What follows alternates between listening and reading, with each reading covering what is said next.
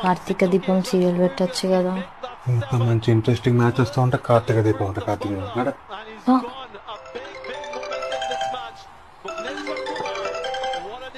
అక్క చెప్పే. మరిదేం చేస్తున్నాడే?